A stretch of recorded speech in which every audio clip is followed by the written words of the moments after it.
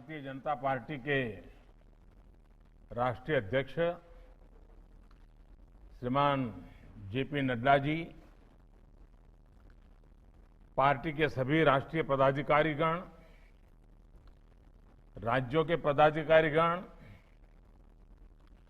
और देश के कोने कोने में उपस्थित सभी मेरे कार्यकर्ता साथियों, एक ऐसे समय में जब दुनिया में सब अपने आप को बचाने में लगे हो, आप सबने अपनी चिंता छोड़कर खुद को गरीबों, जरूरतमंदों की सेवा में समर्पित कर दिया है। ये सेवा का बहुत बड़ा उदाहरण है। कई शहरों में हमारे कुछ कार्यकर्ताओं का इस सेवा मिशन में काम करते करते खतरा है ये पता था, फिर भी कर्तव्य के पालन के लिए इस महामारी के बीच भी कार्य करते रहे। ऐसे अपने कई साथियों ने अपना शरीर छोड़ दिया, उनका दुखद निधन हो गया। मैं उन सभी साथियों को अपनी विनम्र श्रद्धांजलि देता हूं। उनके परिवारों के प्रति मैं संवेदना व्यक्त करता हूं और मैं वहां की पार्टी की इकाई से भी आग्रह करूंगा कि इन सभी परिवारों को हम पूरी तरह संभालें, परिवारों की आवश्यकताओं की ओर देखें। साथियों, जनसंघ और बीजेपी के जन्म का मूलतः उद्देश्य यही था कि हमारा देश सुखी और समृद्ध कैसे बने, और इसी मूल प्रेरणा के साथ, भारतीयता की प्रेरणा के साथ, सेवा भावना के साथ हम लोग राजनीति में आए। हम लोगों ने राजनीति में सत्ता को सेवा का माध्यम माना। हमने कभी भी सत्ता को अपने लाभ का माध्यम नहीं बनाया। निस्वार्थ सेवा ही हमारा संकल्प रहा है, हमारे संस्कार रहे हैं। हमारे यहां कहा जाता है, यथा यथास तृणे तुष्णेय, यथा यथाय तुष्यत तथा संतोष ये तुम। अर्थात जिसकी हम सेवा करते हैं उसका सुख ही हमारा संतोष है।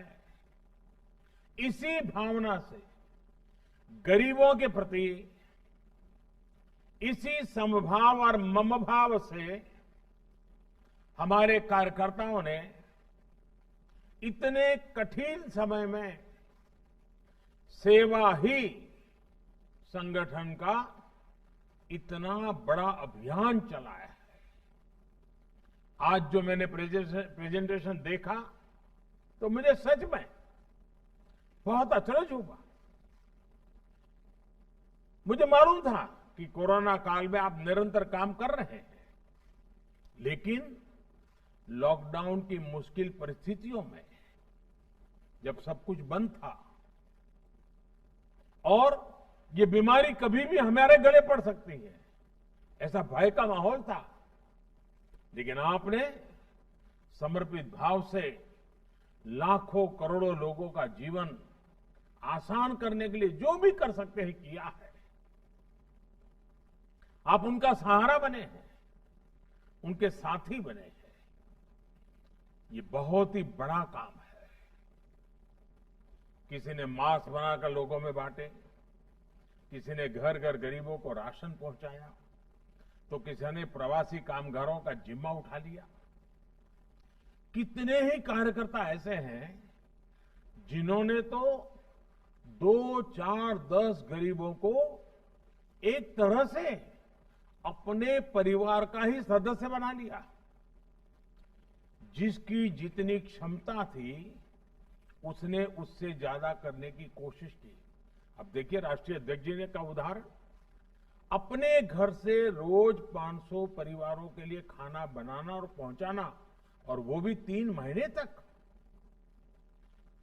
ऊपर से नीचे तक यही हमारे संस्कार रहे हैं। और इतना सब करने के बाद भी छोटे मोटे तो लाखों कार्यकर्ताओं ने काम किया।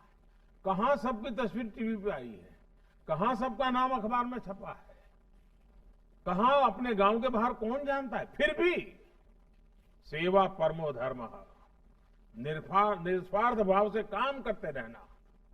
साथियों, दुनिया की नजरों में आप कोरोना काल में काम कर रहे थे, ये सच्चाई होने के बावजूद भी मैं मेरे नजरिए से कहूं,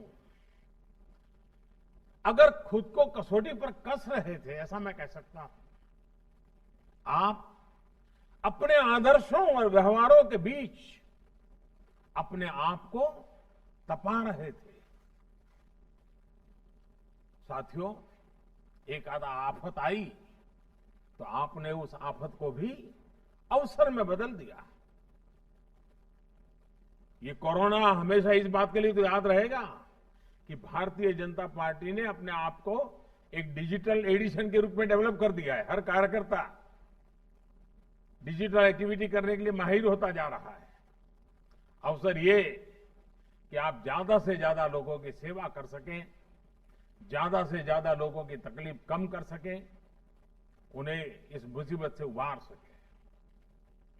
जिस पार्टी के इतने सैकड़ों सांसद हो, हजारों एमएलए हो, फिर भी वो पार्टी, उसका प्रत्येक कार्यकर्ता सेवा को प्राथमिकता दे, सेवा को ही अपना गंतव्य और मंतव्य माने,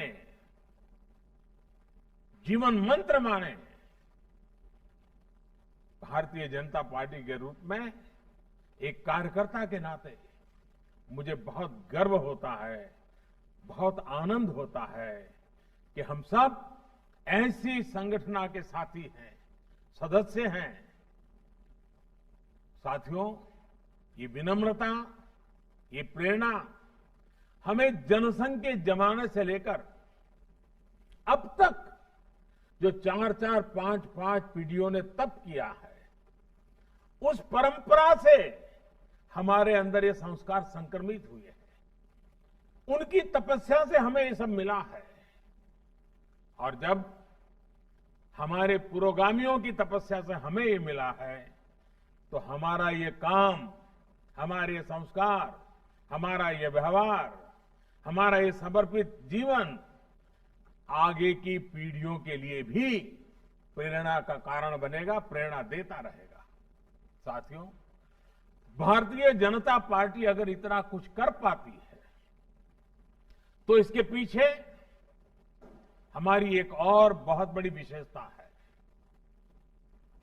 हमारा संगठन कार्यकर्ता से अध्यक्ष पद तक, ये जो हमारी श्रृंखला है, हमारी संगठन की रचना है, हमारे संगठन में जो जीवंतता है, हमारे संगठन में जो संवेदनशीलता है, ये उसकी बहुत बड़ी ताकत है। राजनीतिक जो कमेंटेटर होते हैं, एक्सपर्ट्स होते हैं, वो हमेशा ऐसी बात करते हैं कि संगठन की शक्ति लगती है तो चुनाव जीते जाते हैं, चुनाव लड़े जाते हैं, वगैरह वगैरह।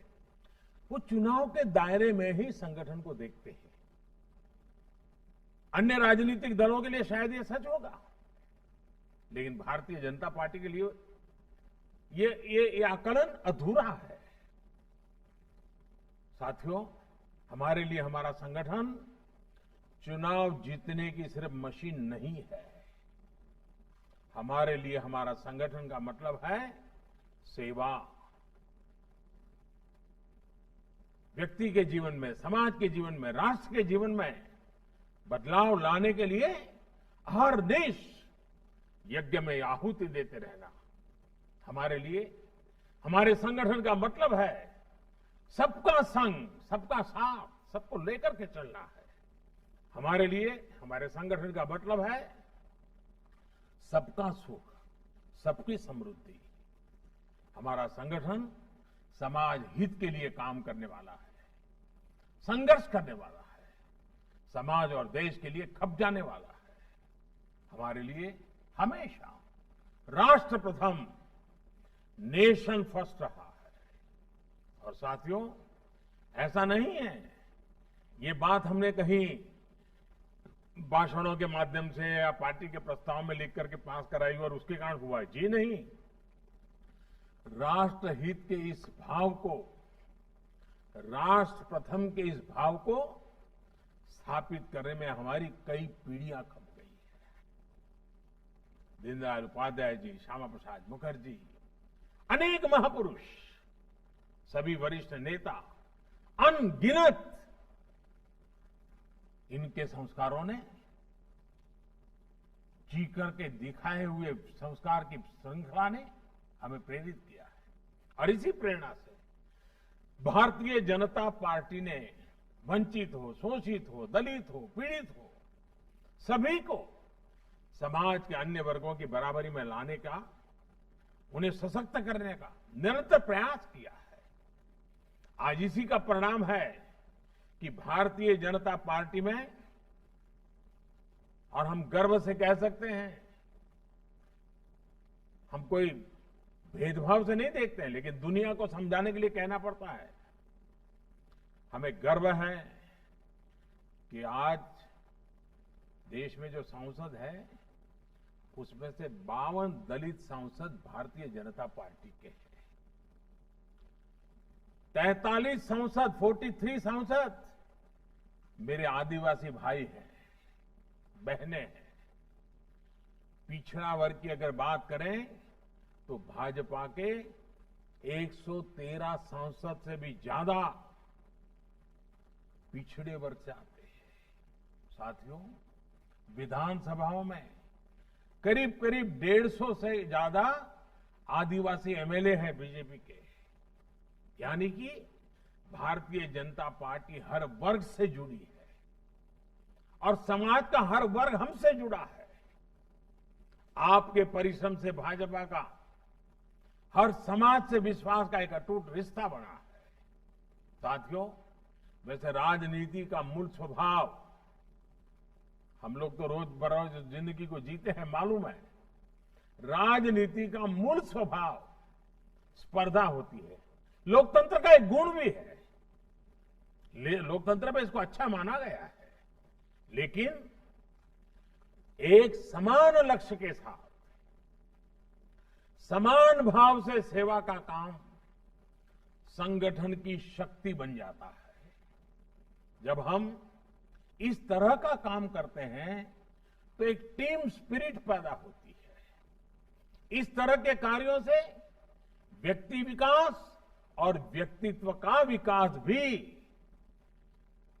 नई संभावनाएं पैदा हो जाती है। आपने खुद भी अनुभव किया होगा, इस तरह सेवा अभियानों से लोगों की मदद तो होती ही है, पार्टी कार्यकर्ताओं के तौर पर भी आप सबको भी समाज को जानने का, समाज को समझने का, नए तरीके से सोचने का, स्वयं का विकास करने का अवसर मिला होगा। ऐसे अभियान हमारे कार्यकर्ताओं के लिए एक तरह से प्रशिक्षण का काम करते हैं। हम एक कमरे में बैठ करके भाषण सुन के, चर्चा करके, संवाद करके, प्रश्न उत्तर करके प्रशिक्षण करते हैं। ये एक प्रकार से प्रैक्टिकल एक्सपीरियंस से हमारा प्रशिक्षण था।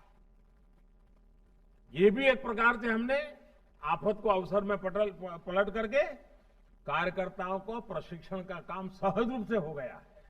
साथियों, चुनाव के समय आप सब जानते हैं कि हम लोग जनता के बीच जाते हैं और जब जनता के बीच जाते हैं चुनाव के समय में, अच्छी बुरी खट्टी मीठी कई बातें सुनने को मिलती है। कोई कहेगा ये नहीं किया, वो नहीं किया, कोई व्यंग करेगा, कोई निशाना साधता है, कभी वार पलटवार भी होते रहते हैं, ये सब होता रहेगा। लेकिन आपने देखा होगा कि जब इस बार आप जनता के बीच गए हैं तो आपके अनुभव कुछ और रहे होंगे। और मैं चाहता हूं कि आप थोड़ा मन को याद कीजिए, पुराना इन 3 महीनों को। आपको जनता जनार्दन जो ईश्वर का रूप होता है उसका साक्षात्कार हुआ होगा। याद कीजिए, इस दौरान आपने महसूस किया होगा कि समाज से आपको कितना कुछ मिला है।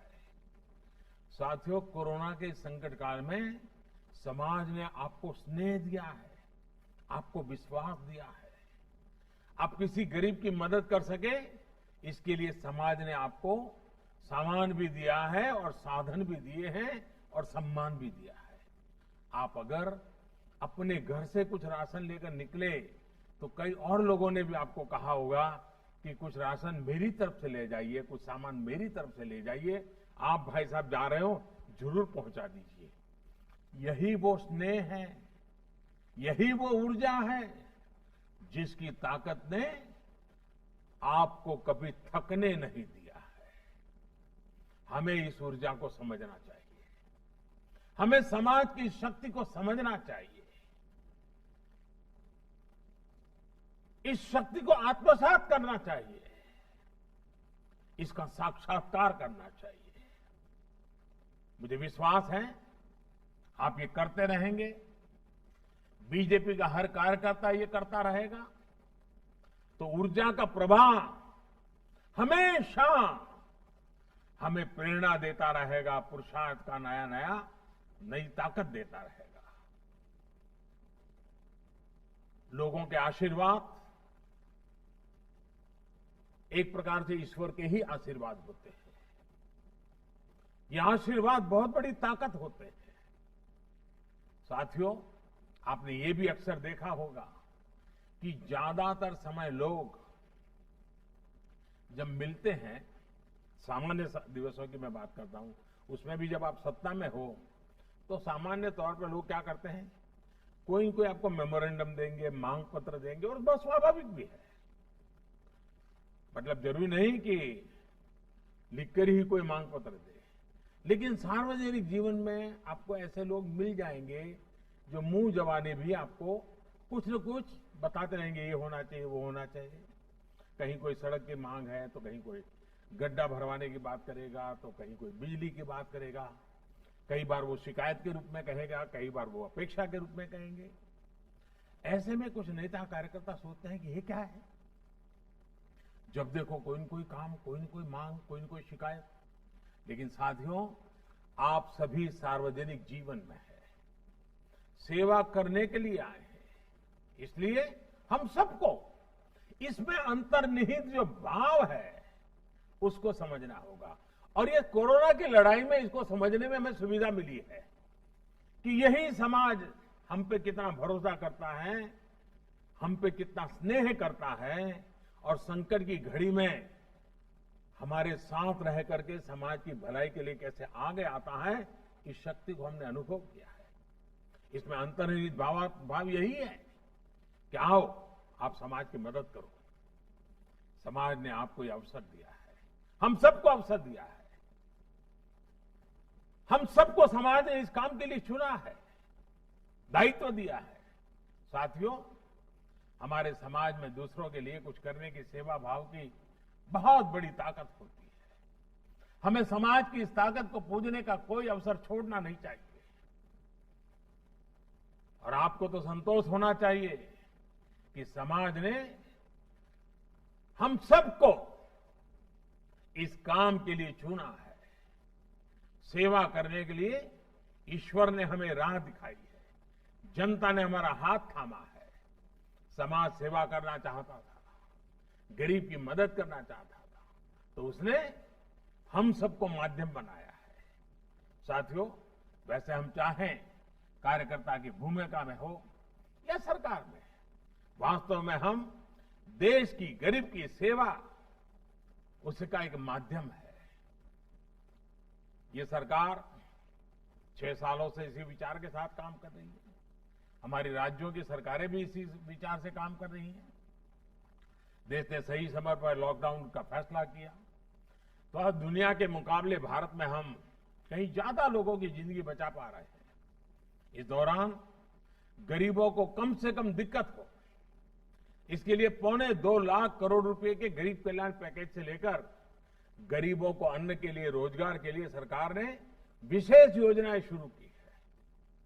अभी हाल ही में हमें प्रधानमंत्री गरीब कल्याण अन्न योजना को सरकार ने दीपावली, छठ पूजा तक के लिए, यानी कि नवंबर अंत तक इसको बढ़ा दिया है। साथियों, 130 करोड़ देशवासियों ने हम पर हमेशा जो भरोसा किया है, हमें इस भरोसे को संभाल कर रखना है, सहज कर रखना है। हमें देशवासियों की आशाओं, आकांक्षाओं को, उनके सपनों को अपना सपना मान करके हमें काम करना है। वो अपना सपना मान करके खपना भी है।